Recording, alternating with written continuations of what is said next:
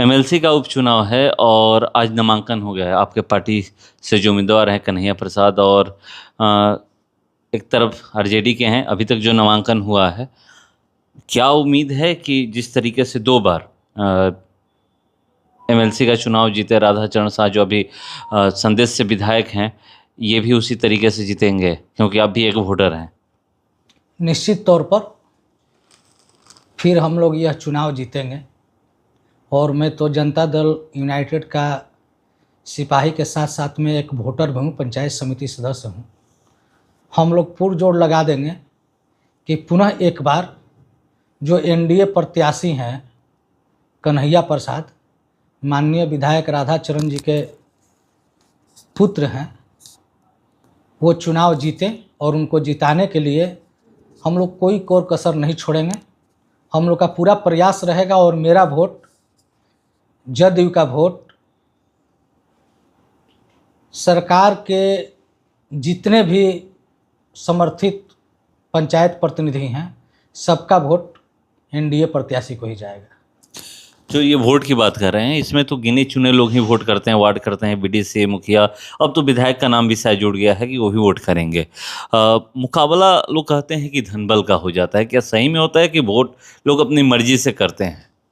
ऐसा कोई बात नहीं है। अगर धनबल का होता तो इसके पहले भी जो भी प्रत्याशी आए हैं, लगभग हर प्रत्याशी अपना जोर लगाते हैं। यह चुनाव राधाचरण जी 2 बार जो जीते हैं, हम अपने लचीले व्यवहारों के कारण जीते हैं।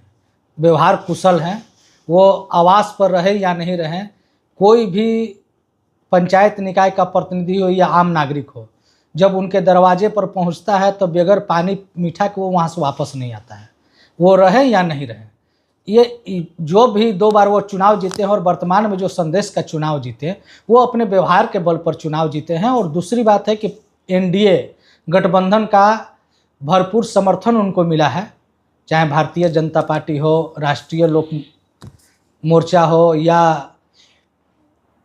रामविलास पासवान जी की जो पार्टी हो या जीतन राम मांझी जी की जो पार्टी हो। जनता दल यूनाइटेड के तो वो प्रत्याशी है, रहे ही हैं, और उनके लड़के भी जनता दल यूनाइटेड के प्रत्याशी है, एनडीए समर्थित प्रत्याशी। एक बार आज देखा गया कि एनडीए के सभी बड़े लीडर आज पहुंचे हुए थे, यहाँ तक कि विजय सिन्हा, फिर से जीतन राम मांझी के पुत्र पहुंचे हुए थे, तमाम बड़े लीडर पहुंचे थे। एकजुटता दिखी एनडीए में। कोई भी 2025 से जो चुनाव हो रहा है, चाहे बिहार विधानसभा कहिए या फिर इस चुनाव की बात करें, तो एनडीए अब एकजुट है। अब इसमें क्या लग रहा है कि अब ये आगे इसी तरह एनडीए एकजुट होकर के काम करता रहेगा? एनडीए निश्चित तौर पे एकजुट रहेगा। बिहार के जो हमारे माननीय नेता हैं, जनता दल यूनाइटेड के राष्ट्रीय अध्यक्ष नीतीश कुमार जी के नेतृत्व में बिहार का जो गठबंधन है, एनडीए गठबंधन, वह पूर्ण रूप से एकजुट है और आगे भी एकजुट रहेगा। और एकजुट होकर के हर लड़ाई हम लोग लड़ेंगे और नीतीश कुमार पर के विचारों पर चलते हुए यह चुनाव हम लोग जीतेंगे।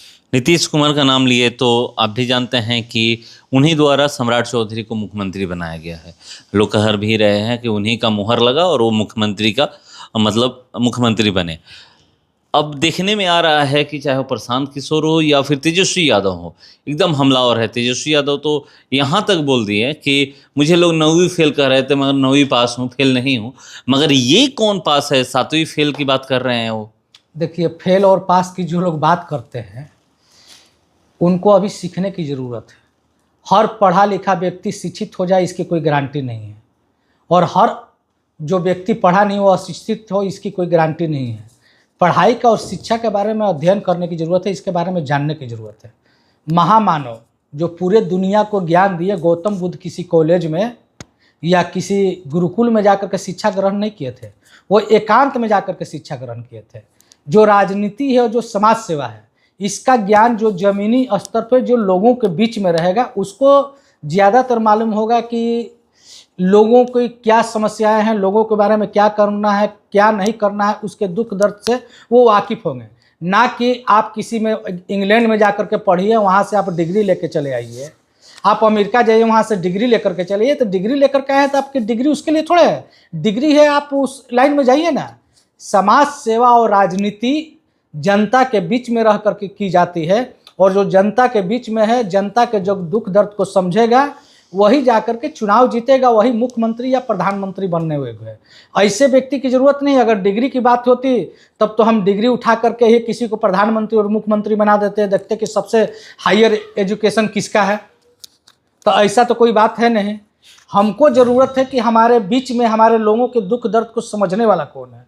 माननीय मुख्यमंत्री नीतीश कुमार जी ने जो निर्णय लिया है, उनका पक्का निर्णय और एकदम है, ठीक है, जो कोई चाहे या नहीं चाहे, बिहार का नेतृत्व वही करेगा जिसको नीतीश कुमार चाहे। ये तो अभी ये कह रहे हैं, मगर आप ही लोग सवाल उठा रहे थे तेजस्वी यादव पर कि 9वीं फेल हैं, 9वीं पास के जिक्र जो किया जा रहा है। अरे जो लोग आवाज़ उठा रहे थे, कौन लोग आवाज़ उठा रहे थे, देखिए वही लोग हैं। एक तबका है, जो तबका कुछ नहीं कर सकता है तो एक पे एक राजनीति में कूदता है।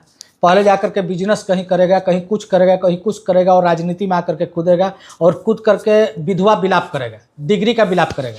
आपके पास इतना डिग्री था तो आप IAS IPS जाकर के कहीं बनते ना, जाके मुख्य सचिव बनते।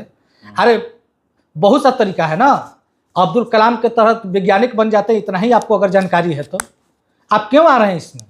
आप तो समाज में कुछ किए नहीं, किसी के दुख दर्द में आप शामिल हुए नहीं, बस आप डिग्री लेकर के और बोल रहे हैं कि हम जो है कि लोगों की सेवा करेंगे। ये समूचा बेतुकी बात है। इस बात में कोई जान नहीं है। नीतीश कुमार जी ने जो निर्णय लिया है वो समाज को और बिहार को देखते हुए लिया है, अपने लोगों के हितों को देखते हुए लिया है। और नीतीश कुमार जी के निर्णय के साथ में हम लोग हैं। और नीतीश कुमार ही मात्र एक नेता है पूरे हिंदुस्तान में जो CM रहते हुए अपने पद को त्याग दिया।